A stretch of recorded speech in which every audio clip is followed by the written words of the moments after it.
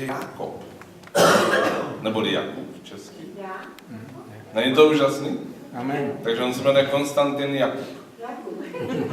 Česky, ale jinak mu říkáme Hakabov z Arménie. Arménci jsou úžasný národ, úžasný. My teď máme v Praze takovou komunitu čerstvě obrácených Arménců. A oni mají hořící srdce a žhavé srdce pro boží věci, pro Pánovi věci. A jsem za to velice vděčný. Takže, Kostťo, vítej. Díky. Ale... Dobré ráno. Moc rád sem přijíždím. Dlouho jsem tady nebyl. Zhruba 2,5, možná 3 roky. A, no, protože služebně jsem potřeboval cestovat po světě všude možný. A teď jsem zpátky. Na Filipínách. No tak to neříkejte.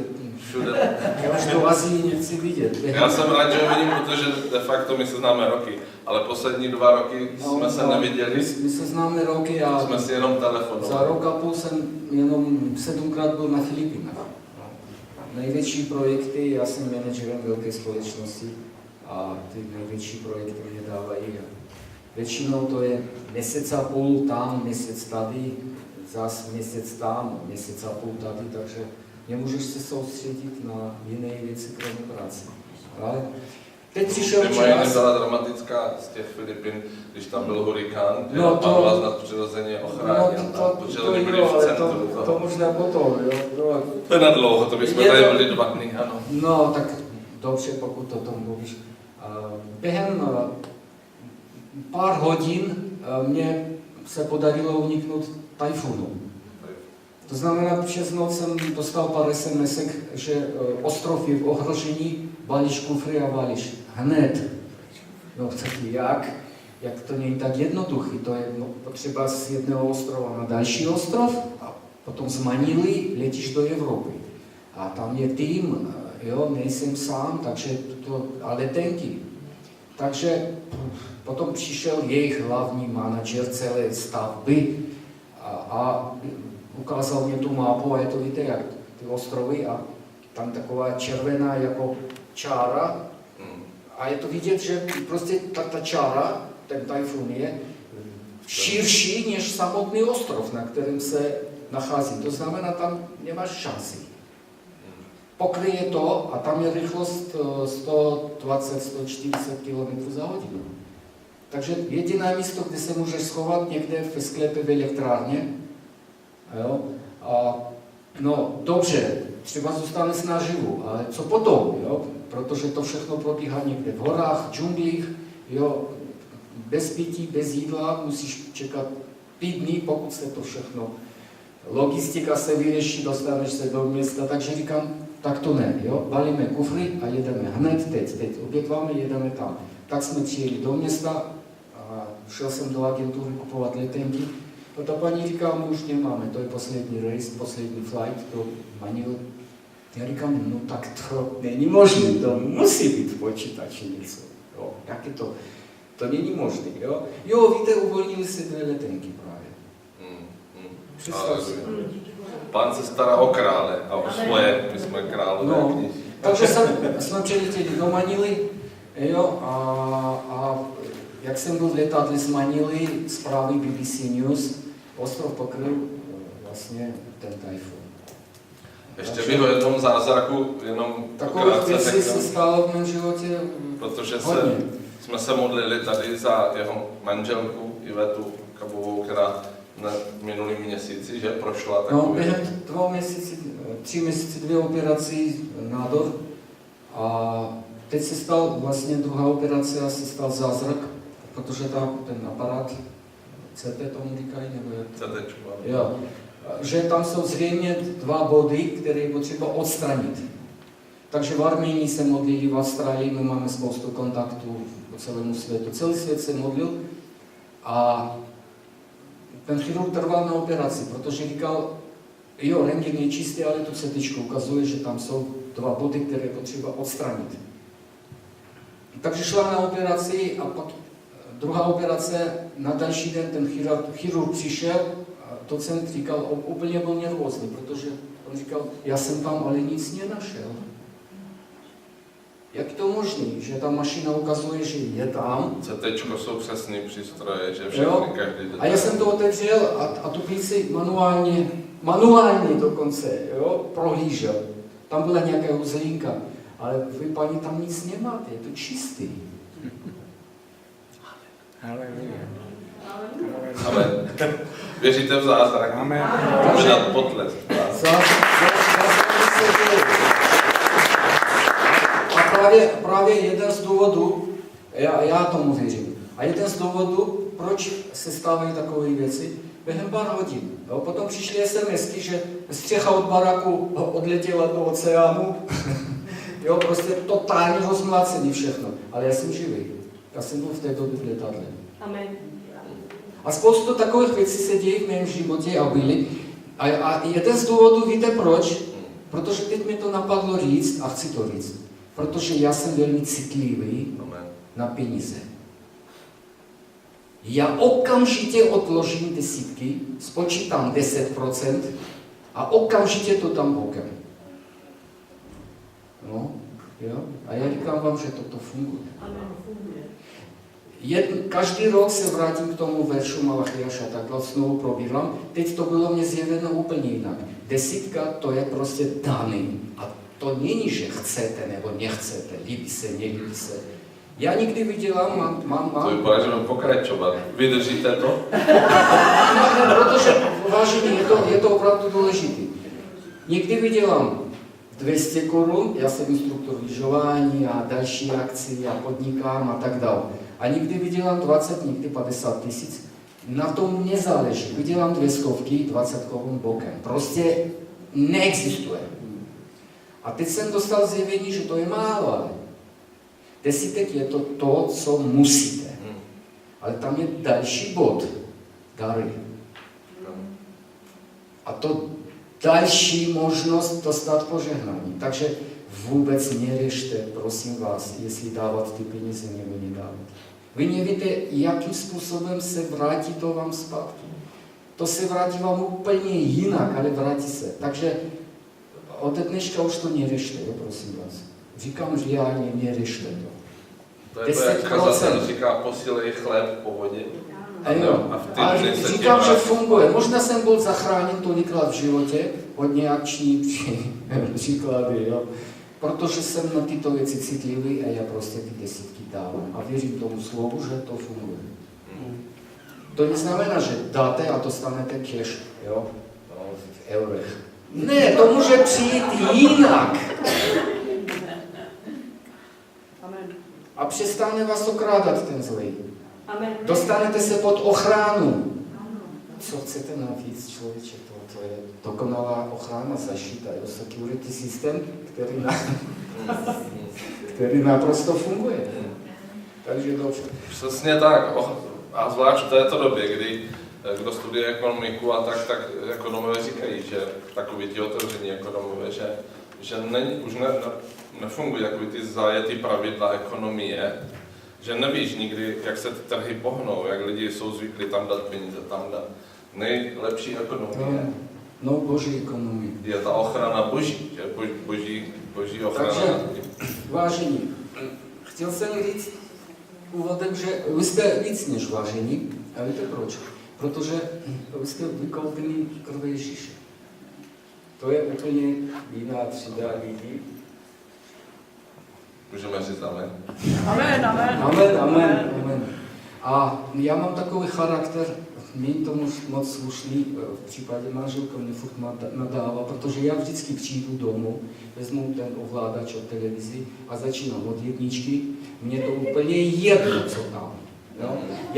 Já televizi, já jednou za týden nějaký film, mě to stačí, a nějaký noviny. Ale já musím to všechno projet. Jo? Je to blbý, no. Manželka nadává, děcko nadává. No, abys věděl, co se děje, já to taky potřebuji. Ale já ani nepotřebuji. Já prostě potřebuji to projet, jo. Tak a jedu, jo, jednička, dvojka, nula, prima, jo. A pak jsem zaslechl jednu větu a jel jsem dál. Ale já jsem přesně, já ani nevím, kde to bylo, ale ta věta zůstala ve mně. A to zní zhruba tak. co se dá ohodnotit nebo koupit penězma, Ano. nemá skutečnou hodnotu. A já jedu dál, jo? A pak stop. Co to bylo jako? No? To, co se dá ohodnotit, nebo koupit, nebo přirovnat v hodnotě peněze, jo? To nemá skutečnou hodnotu. A to je ten bod, kterou se nedá porovnat s penězma, nebo koupit, nebo my jsme vykoupeni krví Ježíše. To je úžasné. Toto nemá cenu, to se nedá Ano. koupit. Nebo říct, že to bude stát tolik a tolik. Ne, to je... Protože od té doby, co peníze nebyly, přestaly být kryty zlatem, to už dávno neplatí, tak jsou to jenom papíry de facto. No. Papírová věc. Takže jedna z těch věcí, kterou se nedá ohodnotit, nemá tu cenu prostě. Že jsme vykoupeni krví Ježíše. A je potřeba se vážit toho. Je to víc než. Protože jsme byli koupeni za cenu a do jeho A cena byla bez ceny, fakticky. Nemůžeš to ohodnotit. Proto jste vážení.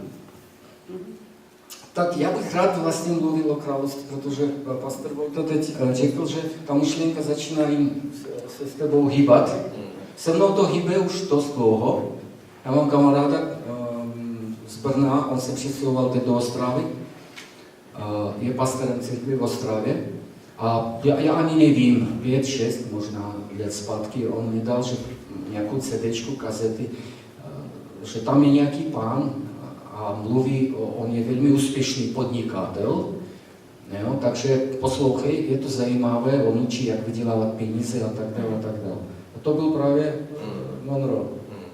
A začal jsem to všechno poslouchat, tam nešlo o peníze, jo, když on byl velmi úspěšný podnikatel. On mluvil o království Božím.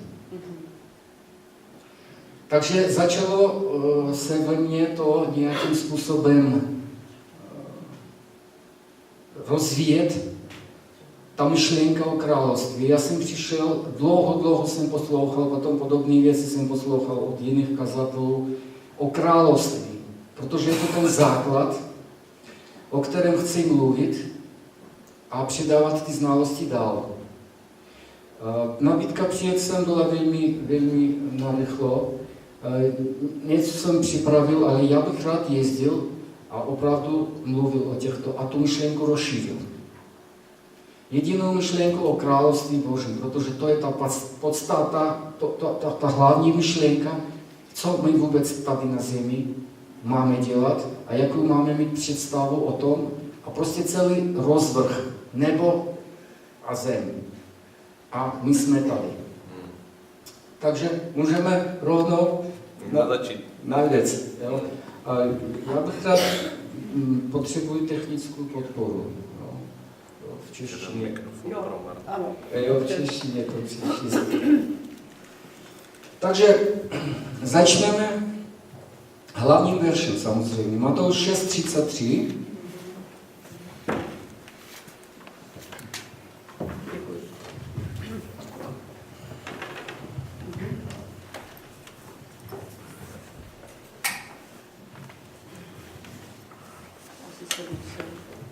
Jo, to bude už. Slyšíte mě dobře? Hledejte nejprve Boží království a jeho spravedlnost a toto vše vám bude přidáno. Víte, představte si, že je to jeden z nejdůležitějších veršů vůbec, protože jde o království.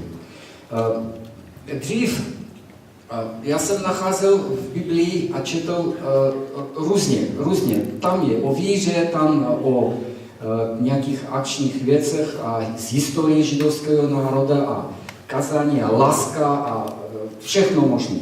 Ale v podstatě, jakmile jsem začal poslouchat a pochopil jsem podstatu království Bože, jde v podstatě jenom o jednu tu základní věc. Protože jestli uděláte analýzu, Ježíš v podstatě mluvil jenom o království Božím. No, je to tak všude. příklady, jak má vypadat to království a proč a jak to funguje. Jde o jednu věc, o království Boží. A co to je vlastně jakékoliv království? Jestli to rozebrat, jde o nějaký stát. Jo? Takže v jakémkoliv státu je král. Amen. Že jo? Ano. Potom další bod. Je to království jako území. To znamená třeba od moře do moře, od lesa do lesa, nějaký kus zemí, království. Další bod je důležitý, občané. Nebo jsi občan toho státu, nebo nejsi. Jo, víte, já jsem byl šokovan, protože to je taková paralel, taková souvislost, ale to naprosto fungující věci. Jo? Jestli jde o krále, to znamená, někdo musí řídit. Nemůže být podnik bez ředitele. Nemůže být stát bez krále nebo prezidenta. To už nebude stát. Potom jsou zákony. Každý stát má svoje zákony. Ústava. Jo? Zákonník. Že jo? Občanství lidí. Jak může být nějaké královstvo bez lidí? Ale tam jsou turisti, tam jsou na černo, kdo přijíždí vydělat peníze,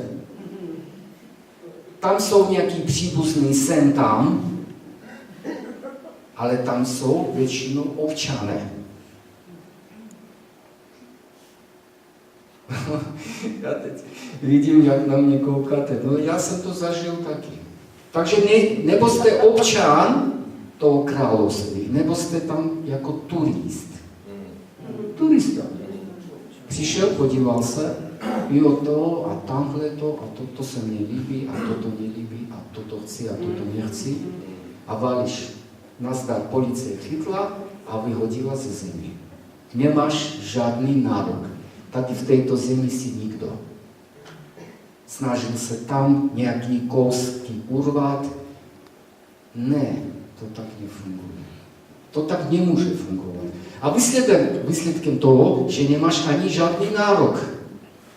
Jestli se nacházíš v nějakém státě a zloděj ti ukradne peníze, ty nemáš nárok. Ty přijdeš do policie se stěžovat, policie to řešit nebude. Nebude. Protože policie řekne, prosím tě, nech to být, on je turista, on za týden je pryč a je to zametený. A to všechno, co říkám, naprosto funkční věci, jenom je potřeba pochopit princip, že tyto věci ani fungující. Král, území, zákon, občanství. Podle slova, což je Koloským 1.13,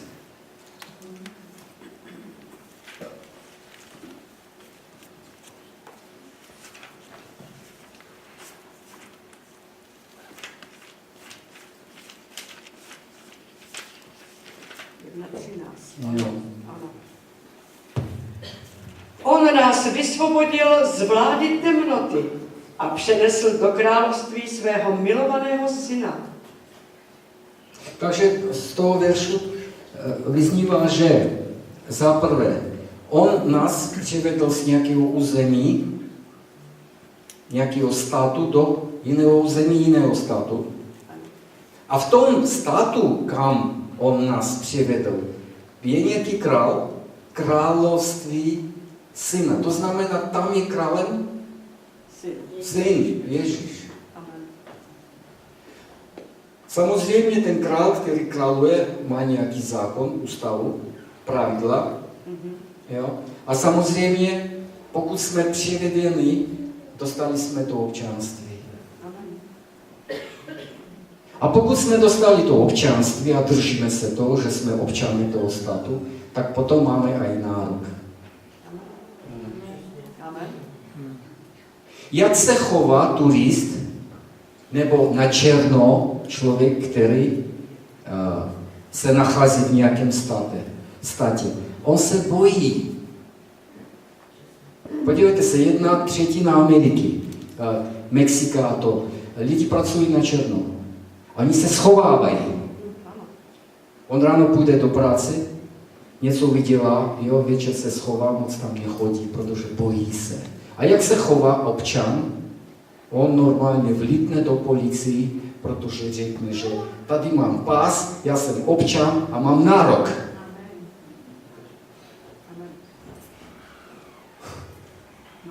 Tak, je to síla, že? Takže pokud jsme občané, tak potom my můžeme narokovat na něco. To prostě mění způsob přemýšlení. Vy jste občan. Vy nemusíte se bát. Nemusíte se schovávat se. Ale vrátím se k té myšlenky s desítkama. Jo? A to už je zákon. Ústava. V království je zákon, ústava, zákonník. Je obchodní zákonník, je trestní zákonník, drž se toho. Jo? Ty neplatíš desítky, ty jsi mimo pravidel toho státu. Zlodej krade, potom ty křičíš, jak to možné, že v mém životě nic se nemění. Ale soudce říká, kamaráde, ale ty neděláš podle zákona tohoto státu. Nemáš nárok o toho. Chytáte věci? Potom můžeš křičet, kolik chceš. Je to daný, v tom státě je určitý zákon, určitá pravidla, drž se toho. Ty jsi občan, cítíš se občanem, máš nárok, ale musíš taky něco splnit. Jsou tam podmínky. Jo? Ulicu je přicházet, je potřeba na zebře, na červenou se nejede a tak dále. Rychlost je maximální 90 nebo 130. Porušuješ zákony, máš pokutu. Jednoduchý. Neplatíš desítek, zlodej krade, proč se stěžuješ? Přijdeš za králem a on ti řekne, chlape, co chceš ode mě? Ty jsi povolil zlodějovi krást, protože nechováš se podle zákonu. Jednoduchý, naprosto jednoduchý, spolehlivý systém. Proto nám dám zákon. Čtete, studujte a chovejte se jako občany podle tohoto. Potom budete mít nárok.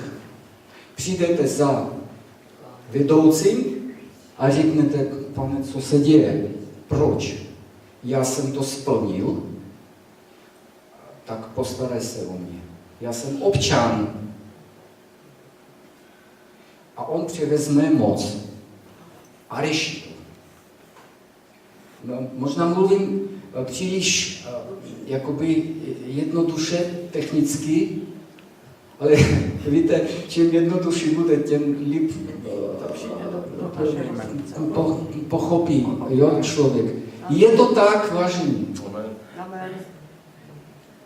Kolik je případů, životních případů, jo? Někdo porušil zákon, něco se stalo, policie to neřeší.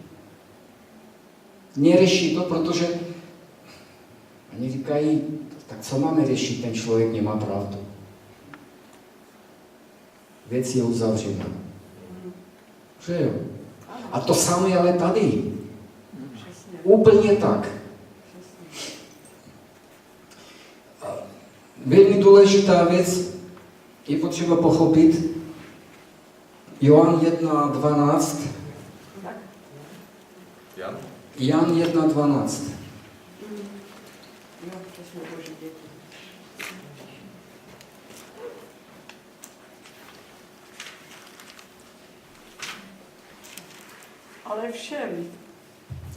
Ale všem, kteří ho přijali, dal moc stát se božími syny, totiž těm, kteří věří v jeho jméno. Děti boží. Další důležitý faktor. nejsme jenom občané, kteří máme nárok na určité věci, my jsme děti.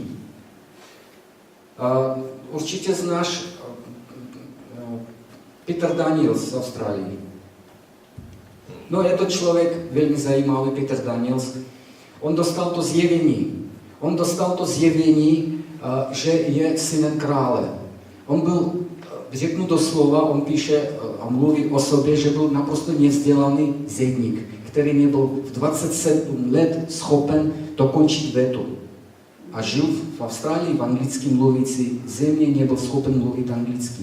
To je nejenom nula, je to pod nulou. Jo? Na dnešní den je to jeden z největších podnikatelů, který vytvořil takovou síť podnikatelskou a má svoje peníze, svůj zlatý fond. To znamená, je to stát ve státu. To je neuvěřitelné. A jak je to možné, že tam nevzdělaný zedník, který nebyl schopen mluvit, dostal se tak vysoko. On dostal to zjevení, že je synem krále. A to je revoluční, protože jakmile pochopíme, že nejsme jenom občané, my jsme děti. Náš tatínek je král. Přesně proto pro mě bylo třeba taky šokující. V Biblii jedno místo on píše, já jsem král králů.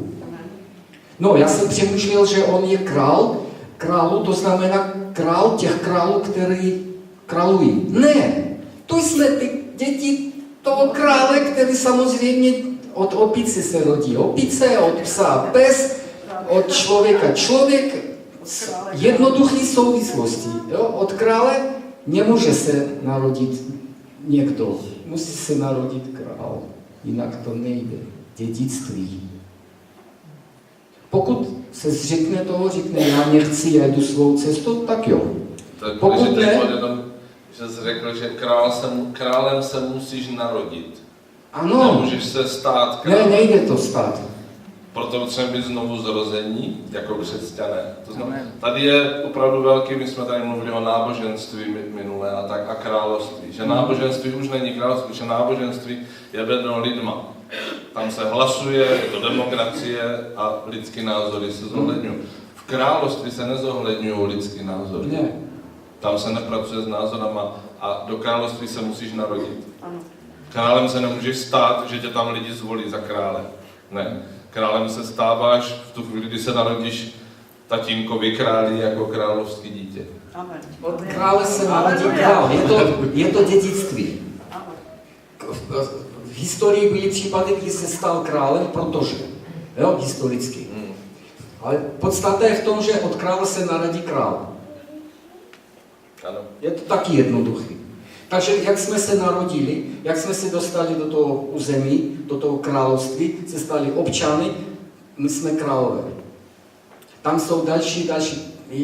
Potom to všechno můžeme probrat, to je velmi zajímavé, ale já teď snažím se stručně ty základy vám dát.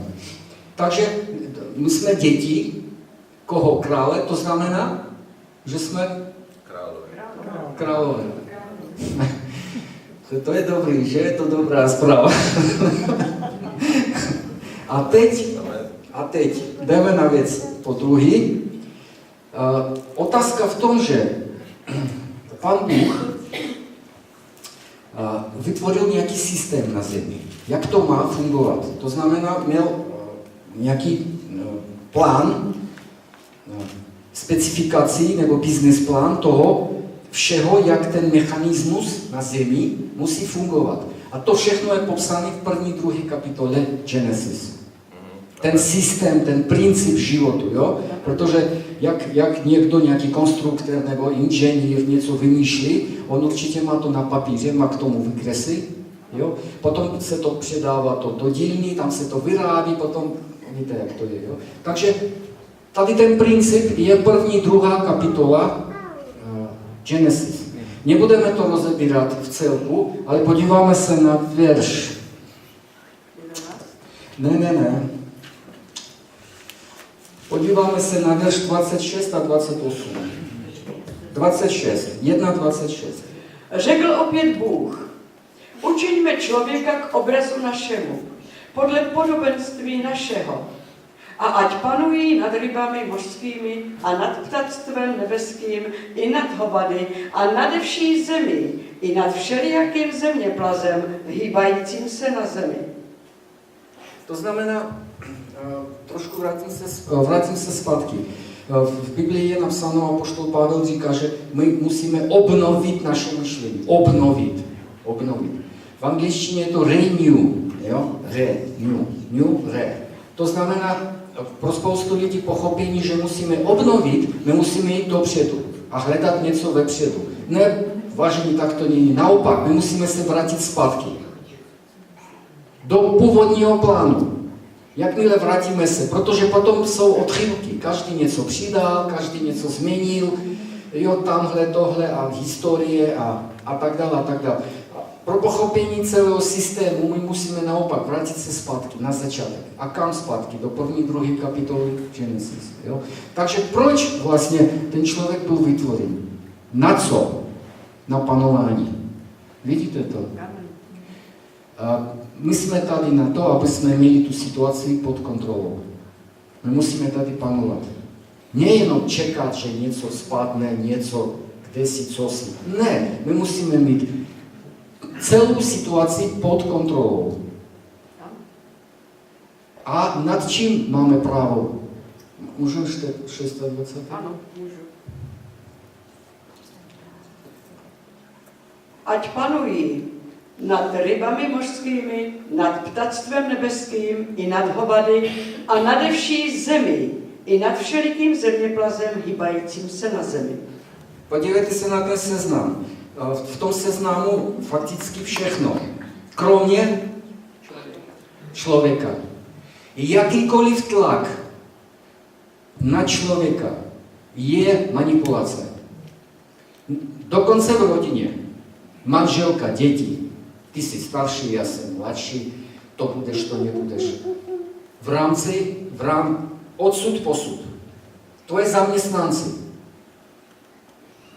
sousedi, cokoliv, jakýkoliv tlak neoprávněný na člověka je manipulace. A proto to vytváří odpor. Na zemi, v historii lidstva, nikdy otázky se neřešily silou. Vždycky byl odpor. Války a tak dále. Jo? Chtěli vládnout. Vždycky byl odpor. Partizáni vznikali. Proč? Protože to není v podstatě člověka. Člověk se cítí špatně, pokud nad ním je jakékoliv manipulace. Lidi dávají vypovědi, odchází z práce. Proč? Protože oni cítí, že jejich šéf jimi manipuluje. A to je tady. Není to v podstatě člověka. Člověk musí panovat, nikoliv být manipulován. Takže to je velmi důležité. A funkce na úrovni zemi zvířat a situace. Toto je velmi důležité pro nás pochopit, protože jakmile jsem to pochopil, já jsem se změnil a začal jsem se chovat vůči kolegům, vůči sousedům, dokonce v rodině. Jo, mám pod sebou tým lidí a tak dále jsem se změnil. Dřív jsem něco chtěl, teď už to nechci, protože opatrně, co chceš. Není to náhodou manipulace? A jakmile začínáš manipulovat lidmi, tak si mimo ochrany Boží. Jdeme dál. Takže 28. verš. Ano. A požehnal jim Bůh a řekl jim Bůh: ploďte se a rozmnožujte se a naplňte zemi a podmaňte ji a panujte nad rybami mořskými a nad ptactvem nebeským i nad všelikým živočichem hýbajícím se na zemi. Tady jsou velmi důležitý několik věcí. Jedna věc. Jsme požehnáni. Od začátku. Co to je požehnání? Otevřené dveře. Otevřené dveře. Vidíte? On ten systém požehnal. To znamená, jinak řečeno, dal pravomoc. Což velmi důležitý. Takže spoustu věcí teď od vás odpadnou. A bude, nebude. A chce to, nechce to. a možná na to není vůle. Ne. Slovo Boží říká, že ano a amen. A vy jste požehnaní. Další, 4 body. Můžeš přečíst jenom ty 4 body? Ploďte se, rozmnožte se. Ploďte se a rozmnožujte se a naplňte zemi a podmaňte ji a Dobře. panujte. Takže tady nejde o narození dětí. To hned řeknu na začátku. Tady hebrejský překlad, originální překlad, jde o rozvoj.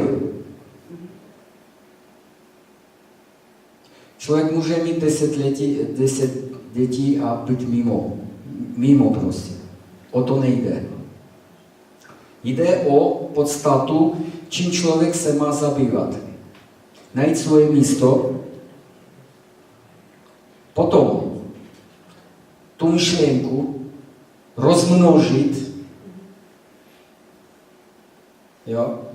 Posunout se, rozšířit se a vládnout tam.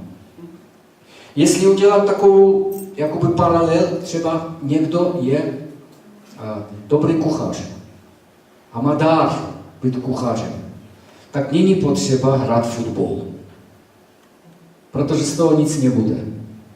On musí být v tom kuchařství, vytvořit plod, číst, studovat, potom svoje znalosti rozmnožit, rozšířit a být v tom a se stane profikem a bude úspěšný.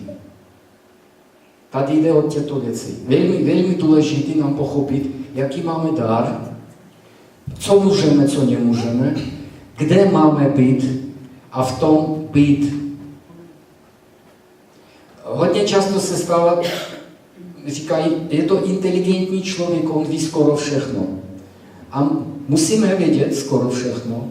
V naší době určitě ne, protože máme internet, co nevíme, tak se dozvíme, že jo? To znamená, ví všechno a v podstatě nic neví. To je to přísloví český devatero řemesel 10. bída, nevím, jestli ty to znáš. No. Takže jakoby ví všechno a jenom co? toto je, protože ty jsi tam mluvil o manipulaci a já myslím, že to souvisí tady s tím, protože když řekl Bůh panují, ať panují, tak samozřejmě neřekl, ať panují nad ostatními lidmi. Ale na druhou stranu nám dal dary, nám dal hřivny, dal do tebe věci, s kterým, kde máš je použít a projevit se, zjevit se, pracovat a to je to tvoje království. Tam máš autoritu a tím pádem ty přitahuješ další lidi tím darem, kteří ti pomáhají a jsou požehnaní z toho daru, ale ty na nimi panuješ, ty jim sloužíš. I jako vedoucí, jak tady mluvil Kostya, on je manažer, má pod sebou tým lidí a slouží těm lidem, on změnil svůj postoj vůči lidem. Protože v tu chvíli, kdy lidi manipuluješ a nutíš je, tak přirozeně tam vzniká odpor. Je to tak, my vidíte, že je to tak. Proč? Protože to ze špatného břehu, ze špatného království, jak lidi šéfujou. Proto Češi jsou takový, všem vedoucím se posmíváme furt a tak, ale to je špatný postoj. My máme přijímat lídry a přijímat lidi, kteří jsou postaveni v autoritě, žehnat jim a oni mají vládnout s láskou, jako muž a žena a tak dále. Ale to jenom toto z toho přijímám, co říkáš. Takže vlastně začíná všechno vytvořením plod. Ovoce přináší plod, jo, jablka, hrušky a tak dále. Takže člověk má zjistit, jaký plod může, jaký ovoce může přinášet. Potom to ovoce rozmnožit, jo, rozšířit a v tom oboru vládnout. A potom přijde úspěch. Jo, já znám jednoho docenta, který zná všechno. No, tak nevím. A co potom? A v čem je rozdíl mezi znalostmi a moudrostí? Že vlastně znalosti to je obsah, souhrn nějakých informací a moudrost umění použít ty znalosti. Jo? Já si myslím, že ten špička kuchař, který je fakt dobrý, má větší hodnotu než ten docent, který zná všechno. A na co to? Jo? Jakoukoliv, trošku odsud, trošku a tam jsem, trošku a toto a výsledek není to ono, i když má titul, že jo? Takže je potřeba se držet těchto principů. No, a teď to bude zajímavější. 2:5.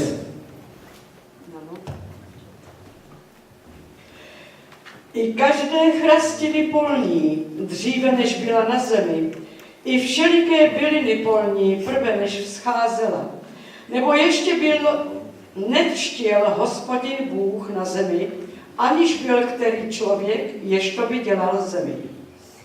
Takže člověk je vytvořen, účel známe, jdeme dál.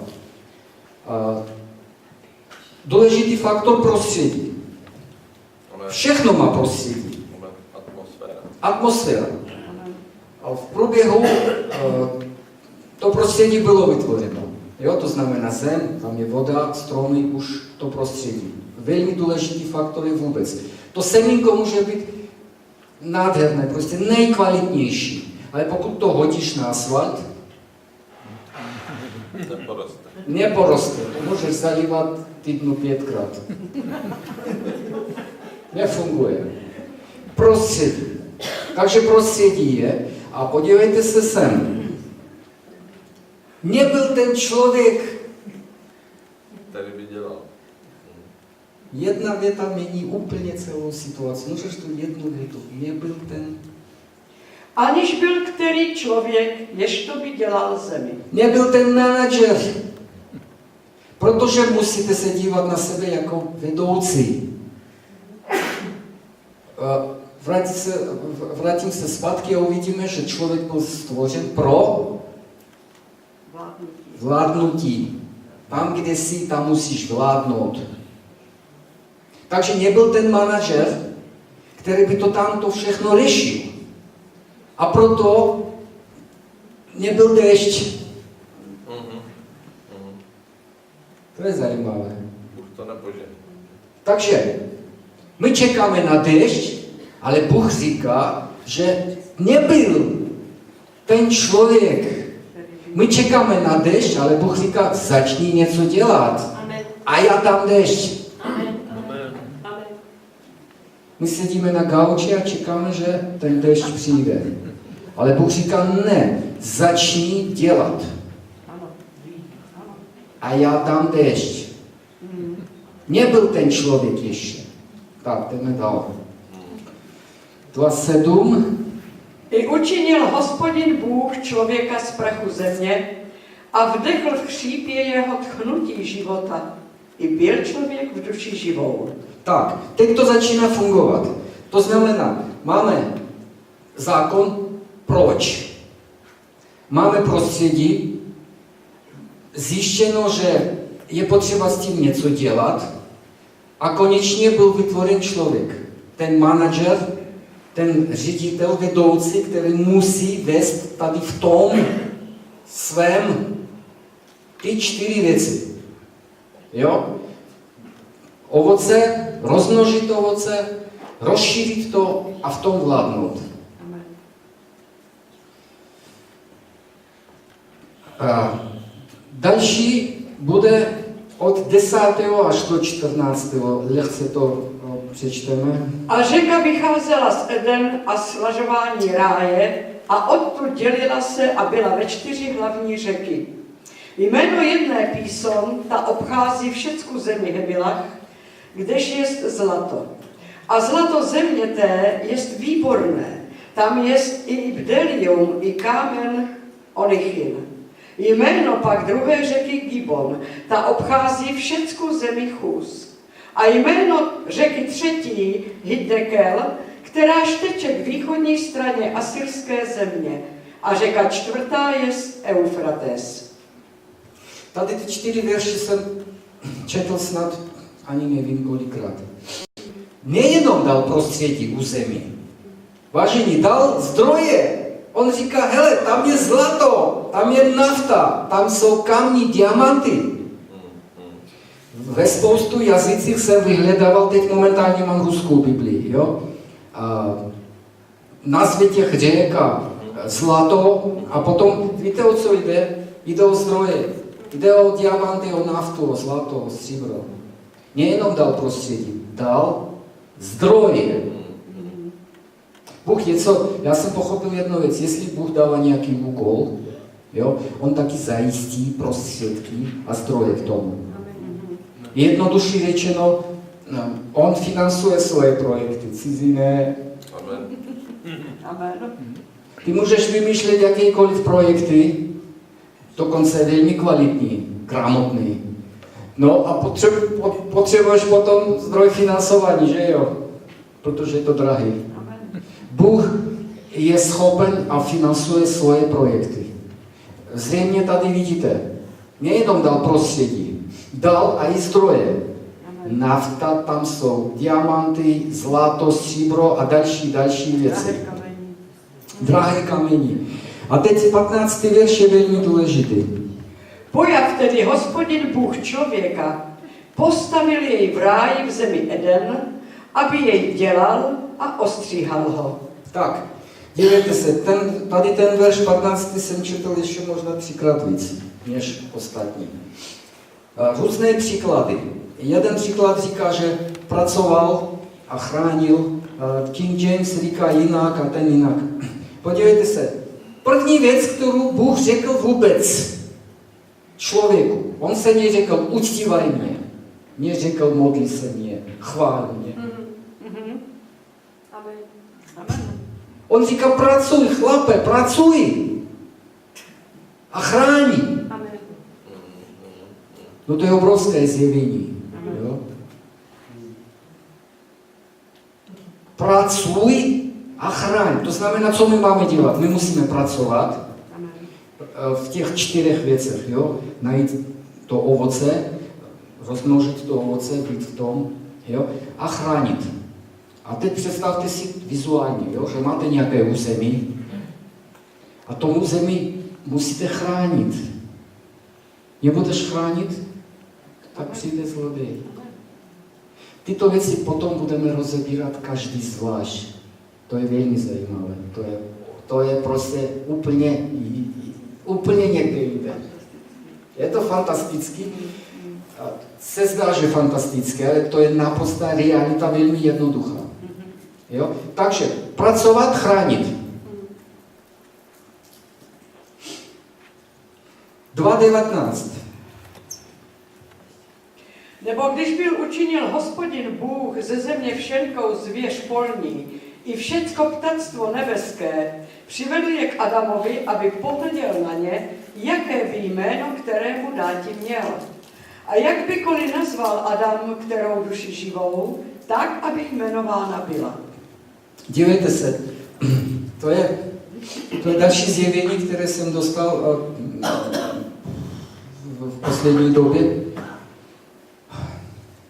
On i práci dal Adamovi. On neřekl, že tady máš to území, máš zdroje a něco dělej prostě. On tu práci dovedl Adamovi. Tady máš kšeft, tady máš prácu, tady máš zvířata a pracuj na to. Jak jsem to pochopil a zřejmě uviděl, já jsem přestal řešit zaměstnání. Psát životopisy a zánět kontakty a tak, nepotřebujete tam manažera. Já jsem gramotný, jo, já můžu tam vaší firmě udělat dobré věci. Neřešit to. Protože podle slova Bůh dal práci Adamovi. On tu práci mu přivedl. Ty jsi tady a tady máš myšlenku k podnikání. Tady jsou zvířatka a máš co dělat, pracuj na to. Jo, to je opravdu silný, že jo? To je. 2022. I dal Adam jméno všechněm hovadům i ptactvu nebeskému a všeliké zvěři polní. Adamovi pak není nalezena pomoc, kteráž by při něm byla. A protož uvedl Hospodin Bůh tvrdý sen na Adama i usnul. a vyňal jedno z žeber jeho a to místo vyplnil tělem. A z toho žebra, kteréž vyňal z Adama, vzdělal Hospodin Bůh ženu a přivedl ji k Adamovi.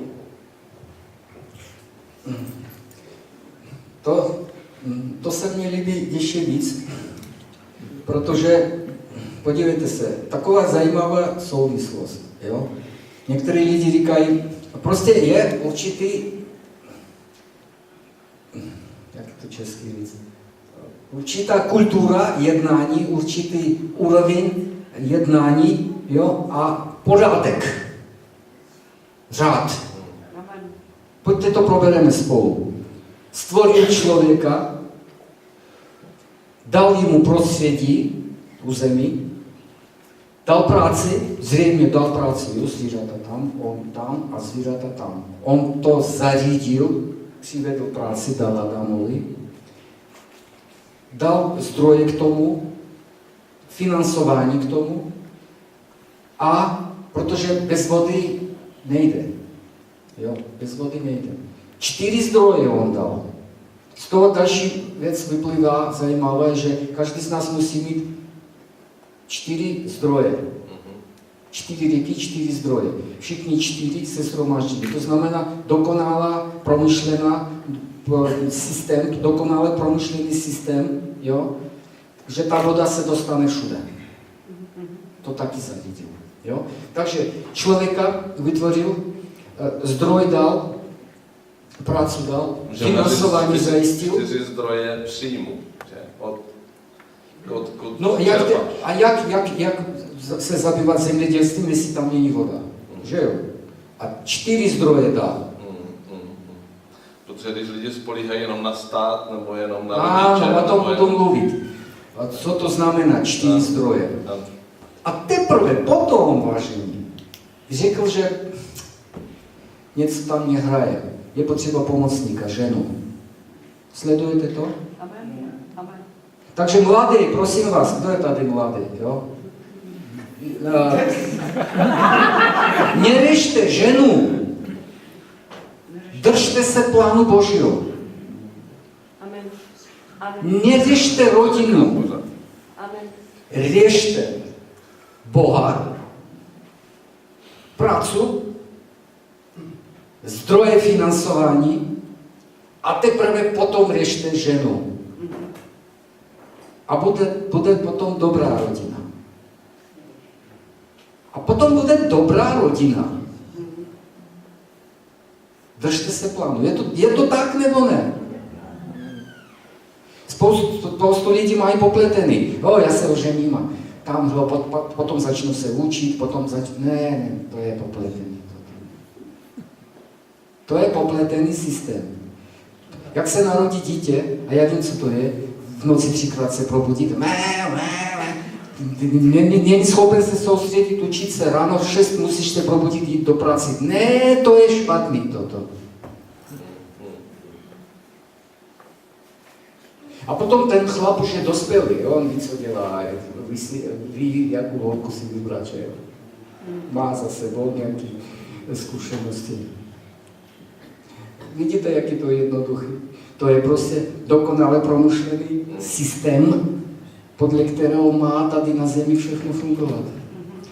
Vůbec on neřešil ženu. Žena až potom, říkal, ten chlap potřebuje k sobě někoho. Má toho moc. Potřebuje pomoc. No. Pomoc. Ne až potom. To už je pozdě. Ne, včas ta pomoc přišla. Ještě veškeré cítí svobodní a to už je prostě... Ne, to už je trošku přehnaný, jo. Ale většinou jsou, protože ještě nejsou vzdělaní ani a na pracáku. Tak to znamená něco chybí. Třeba, pojďme tu myšlenku dokončíme. Vidíte, jak je to dokonale promyšlený systém? Prosím vás, přečtěte první 2 kapitoly ještě jednou, a potom ještě jednou, a potom ještě jednou. A každý týden aspoň jednou. Tam v těch kapitolách najdete spoustu informací. To je doporučení na Vánoce. První 2 kapitoly Bible číst přes Vánoce. Amen. Jo, potom se staly jiné události a potom to můžeme probrat potom. Ale teď chtěl jsem přidat ještě jednu věc. Je takový pojem, třeba v ruštině, v češtině je to zní jinak. Jo? Zaměstnání, práce. Třeba v angličtině je tam rozdíl. Je tam job a work. Zaměstnání To znamená, a tvoje povolání, kdybychom to znamená, jakoby, dá se to rozdělit jak zaměstnání, místo, kde se vydělávají peníze. Jo? A práce jako ta práce, skutečná práce. Jo? Takže tady, jak Bůh řekl, pracuj a chráň, nejde o zaměstnání vůbec. Zaměstnání je to ten časový úsek, kde člověk musí být, nebo respektive může chtít být. Jo? Líbí se mu ta práce. Ale to je zaměstnání, to je job. Odpracoval měsíc, vydělal peníze, pichačka tam, pichačka sem, jo? Ne. To je Ne, jenom, no tak je pravda, je to tak, prosím vás, já vím. to je jenom přechodná stanice. Ano. Protože my budeme odměněni za práci skutečnou. Tady nejde o práci jako zaměstnání. Bůh řekl, pracuj a chráň. Jo? Tady je takové originální hebrejské slovo, která označuje se stát. Become. To znamená, ta práce musí být taková, že v procesu práci, jak člověk pracuje, on se stane konečně tím, kým má být. Amen. Amen. Ten kuchař začíná z toho, že čte knížky a chodí tam, myje talíře, jo? Potom víc, jo? Potom se stane odborníkem v oboru. To znamená ty znalosti, obrovské znalosti, on prostě umí, on zná. Ale kým byl na začátku? Byl nádoby. A koukal, jak se tam, co tam do polévky se přidává, jo? A pak se stal. O to tady jde. Bůh řekl, staň se. Ve smyslu nepracuj a staň se. V procesu práce a rozvoje, přinašení těch ovoce a rozmnožení těch ovoce, zase 4 body. Jo? Člověk musí se stát tím odborníkem, který má se stát. Toto myslí Bůh. Jo? Takže to jsou takové spojenosti. Proč to říkám? Zaměstnání je potřeba mít rodinu, samozřejmě, jo. Ale soustředit se je potřeba na jiné věci. Co mám já dělat? Kde je můj dar? Ty jsi mě dal nějaký dar. Ať se ten dar projeví. Vážení, prosím vás, na stáří to vůbec nezáleží. Já mám jakoby koníček takový, čtu biografii a zajímám se o úspěšné světové špičky. Jakémkoliv oboru. A přišel jsem na to, že většinou lidi začínají, nebo to se, jakým způsobem se projevilo, teprve v 40. Ten Louis de Funès, ten francouzský, jemu bylo 40 a víc, on teprve začal něco. A další, takže jestli je vám 52, neřešte to. Pokračujte, ať se ten dar projaví. A potom se posunete z jobu do worku, to znamená z toho zaměstnání, se posunete do práce skutečně, to, co je ve vás, se projaví. Proč? Co víte, že tady mezi váma sedí prostě člověk, který bestseller knihy píše. A o tom ani nevíte. Nebo vynikající kuchař. Nebo vůbec ani nevíte, že máte hlas, můžete zpívat. Vy otevřete, začnete a někdo vás uslyší a vás posune hned do Prahy. Tady nemáš co dělat. Ty šaškuješ. Já ti zvu do Prahy.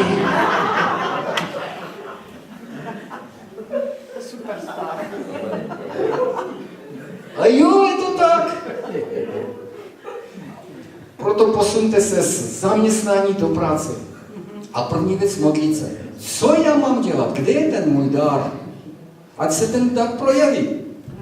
A jakmile se projeví? Jsme se modlili na začátku Otče náš. No. Přijď království tvé. To není o příchodu Pána Ježíše, ale o tom projevení Božího království. Jak? Skrze nás. skrze tebe. Amen? A to je ne podle, že budeme dobře pracovat v zaměstnání, to je část našeho života a Bůh chce, aby jsme byli věrní ve věcech zaměstnání. Já říkal třeba o penězích a o tady těch věcech o zaměstnání, že to je nejmenší věc, že to je malá. Jak budeme věrní v tom, co přichází od něj? A od něj přichází dary, hřivny, věci, povolání, které jsou na nás. A tím dobýváme království. Tím panujeme, tím vládneme nad touto zemí. Amen? Takže to je v jakýmkoliv věku Pan nás vlastně Vůbec posouvá nezáleží na věku vůbec. tady do této pozice. A to je, já věřím, že tam potřebujeme se dívat a tam potřebujeme přes ty Vánoce se dostat. Abyste se pochopili a začali správným směrem, nasměrovali bez navigačky svůj směr, jo? Musíte toto, proto jsem tady. Amen. Amen. Amen. A budu přijíždět a víc vám dávat, to budete koukat. Haleluja, už koukáme teď. Jednoduchý a spolehlivý systém, jenomže musíte vědět. Můžete být v práci, mít dobré zaměstnání, vydělávat 40-50 tisíc měsíčně, ale není to vaše práce. Tam to není ono a cítíš, že to není ono. A jakmile se posunete z zaměstnání do práce, potom to začne fungovat. Potom se projeví dary. Jo, naraz uvidíš obrovskou perspektivu. O co tady jde? O to tady jde. První, druhá kapitola. Já jenom cítím, že Pán někomu mluví teď tady o konkrétně o určitých věcích, kam se máš posunout. A já nevím, kam ještě budeme pokračovat. To na dnešní den to stačí. Ale já bych se modlil tady za ten posun našeho vidění a vidění sama sebe. Protože jenom právě kvůli tomu, že jsme třeba, ty víš, že v tobě jsou určité věci, ale jenom proto, že jsi byl vychovaný v tam, jak jsi byl vychovaný a v takovém prostředí malým, jakým jsme byli vychováni, tak nikdy prostě nechceme do toho vyjít. Protože jsme byli tak vychovaní, jak ten slon byl vázaný na řetězu a když ho pustili, furt chodí dokola. Nikdy nevejde ven z toho kruhu. A Pán chce, aby jsme viděli ten posun z normálního běžného života, který my nezhazujeme. Tady my nemluvíme proti tomu, protože tam Pán nás postavil na určitý místo v životě a dal nás tam, ale v tu chvíli, kdy jsi znovu zrozený, tak si se stal králem.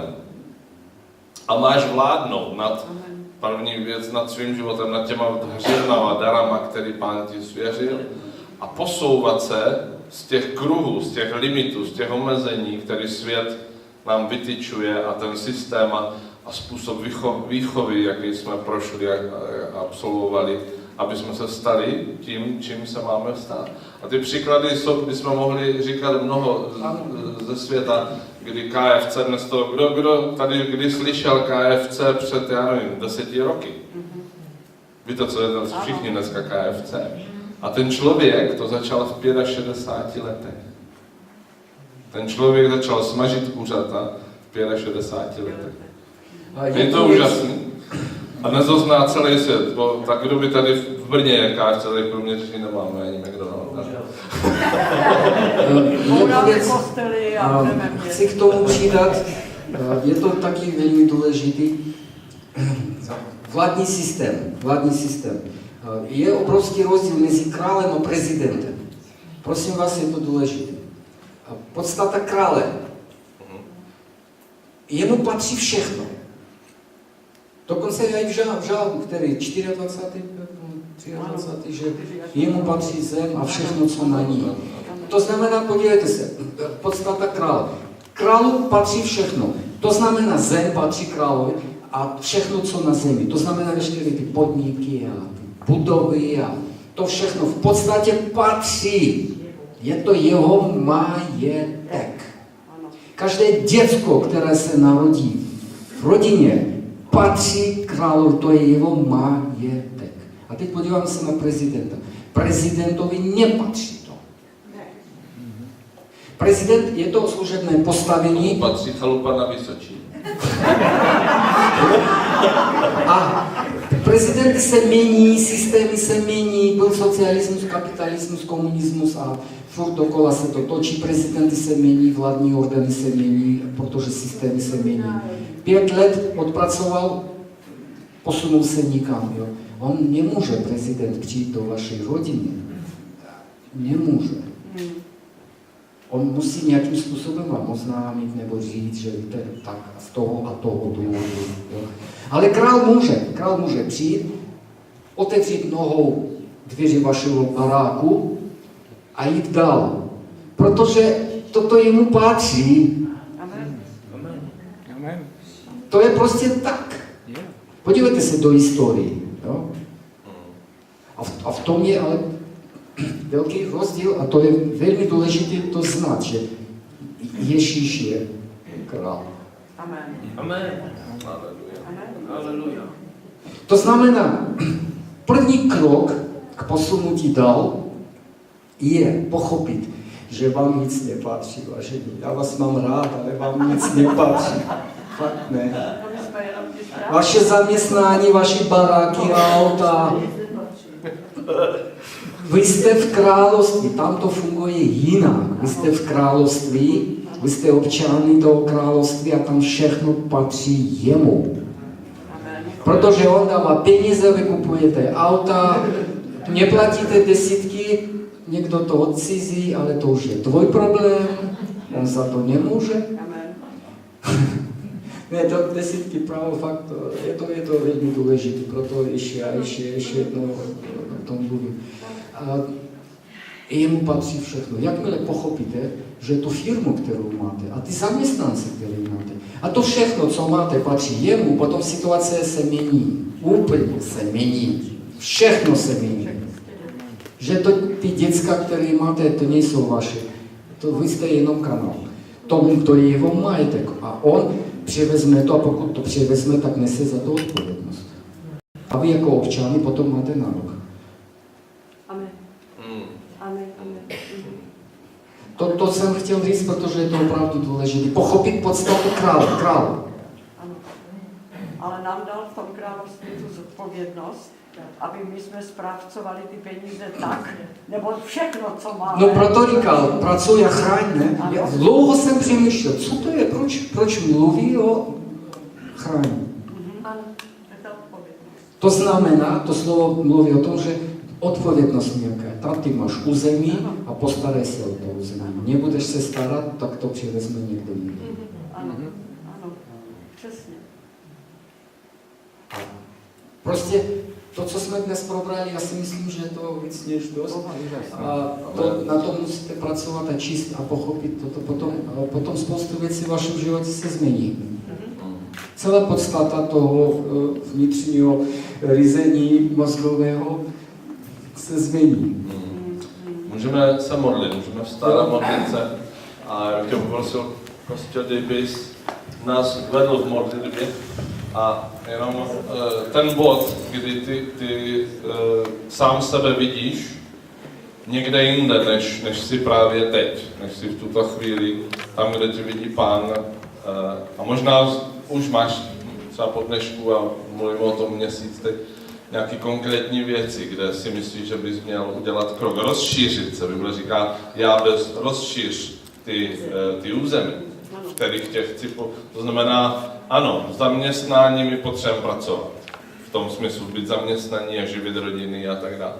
Ale Pán má práci, má povolání, má dary, má hřivny, kde je skutečná odměna a skutečné požehnání pro tvoje rodiny, pro naše rodiny, pro naše všechny věci. A tam je pomoc, amen. Tam je projevení se, tam je manifestace toho, co Pán chce a zabírání království. Tam my se projevujeme a zabíráme království. A v tomhle já bych chtěla, aby Kostě nás vedl a modlil se s náma. Haleluja. Jste rádi, že přijel? Přijali jste něco? Já věřím, že to je učitelský, že vyučuje, že má schopnost učit, že má schopnost, to je dár na něm, boží dár, kdy to jde do tvýho ucha středního a dál. Amen. Hlavně, jak tam zůstane. Amen. Tak nějak nechodí moc daleko. To slovo myslím. Děkujeme, pane. Děkujeme, to je tvoje milost, že my máme možnost a tu privilegii učit tvoje slovo. Amen. Proto prosíme, pane Ježíše, ty jsi náš král, ty jsi majitel všeho. My prosíme, aby to slovo zůstalo v každém z nás. Tu milost, aby to slovo se neztratilo a zůstalo v nás. A jak ty dáváš ty 4 body, to funguje taky pro slovo. A to slovo přináší ovoce a rozšíří se v nás. Amen, amen, amen. Aby jsme mohli rozšířit to potom. Čím víc se to bude se rozširovat, tím víc jsme bude schopni to slovo předat dál, rozšířit to, ty pochopení a ty znalosti tvého slova, v kterém je síla, obrovská je síla tvých zákonů. A tvoja milost a to všechno, co jsi pro nás udělal. Aby mohli se nacházet v tom slovu, rozšířit to slovo, aby to slovo v důsledku začalo přinášet ovoce. Proto prosíme za každého, kdo se nachází tady. Ať se to dotkne lidí, ať to myšlení se změní, ať lidi začnou přemýšlet jinak, začnou zjišťovat, jaký dar mají v sobě. Ten dar, který ty vložil v každého z nás. Každému ty dal nějaký dar. Každý z nás má ten dar, ať se ten dar projeví. Ať se ten dar projeví. Ať ten dar začne fungovat. My prosím za tu milost. My prosím, ať to slovo přináší ovoce. My prosím, ať nasměruj každého z nás tím správným směrem. Do toho území, na to místo, kde máme být ve skutečnosti. Veď nás z toho zaměstnání do té práce, kterou ty nachystal pro nás. Pro každého. Do skutečné práce, kde se budeme rozvíjet. Jak tvoje slovo říká. Se staneme ty odborníky pro tebe. Ať to začne fungovat. Ať to začne fungovat. Ať se to všechno projeví v každém z nás. Ať se uskuteční tvoje cesty. Rozumíme tomu, že všechno patří tobě a my taky patříme tobě. Ty jsi král. A všechno, co jsi dal nám, taky patří tobě. Ať ty duchovní věci se projeví v nás. Dej zjevení každý. Pomůž Duch Svatý. Duch Svatý, pomůž to, obnov to, projav to v každém z nás. Ať každý z nás uvidí, jaký má dar. Jak může se posunout z toho zaměstnání do té práce skutečné. Ať se to uvolní.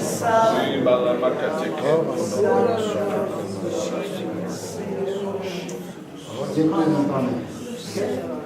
Ať začneme přinášet skutečné ovoce. Ať začneme přinášet skutečné ovoce pro tvoje království.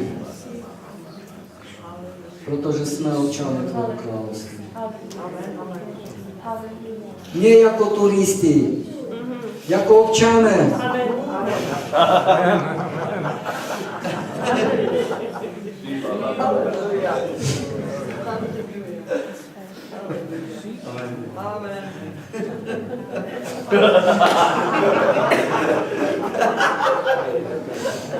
To je ono. Je to pravda. Díky. Díky, pane. Ať začne Duch Svatý fungovat, ať začne to všechno projevovat, ať to začne fungovat. Ať se projeví veškerý dary, veškerý potenciál, obrovský potenciál, který máme v tobě. My máme to všechno v tobě, Ježíši.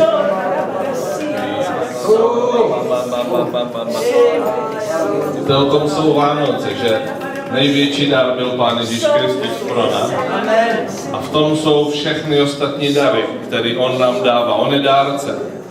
On obdarovává, on nás v Bible říká, obsýpá svými dary. Každý den.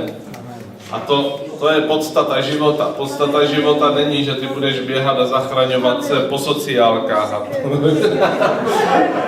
Zapomeňme na tento způsob života. A po nemocnicích. Podstata života je slyšet krále mluvit a spojit se s ním a následovat ho ve slávě, do slávy. Amen? Protože on nás uvádí do slávy. My když přijdeme do nebe, tak budeme šokovaní. Nejenom tím, co uvidíme v nebi, ale tím, co uvidíme, jak jsme mohli a měli žít na této zemi. A proto já úplně vnímám, jak Kostya teď se modlil, že jsme dali znovu prostor králi, aby přišel.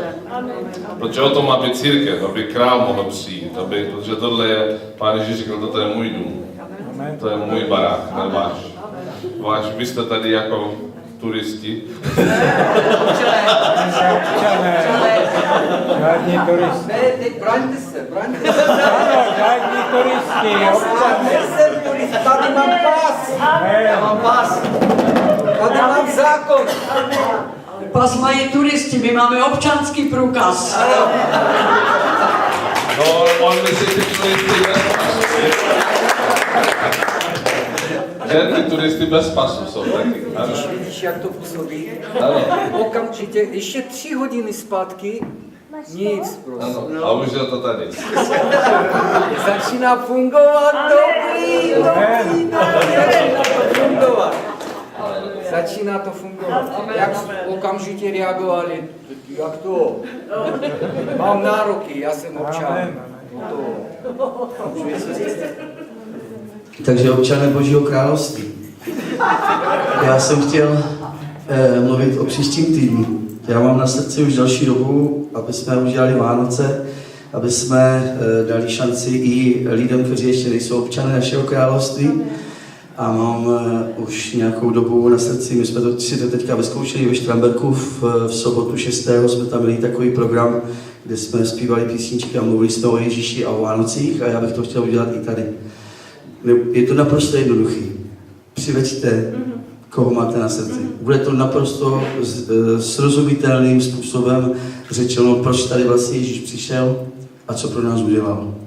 Protože o tom jsou Vánoce. Takže v neděli... A nakonec dáme prostor Aničce a Martě, aby udělali 10. Haleluja. Protože to je přesně o tom, o čem tady Kostya mluvil.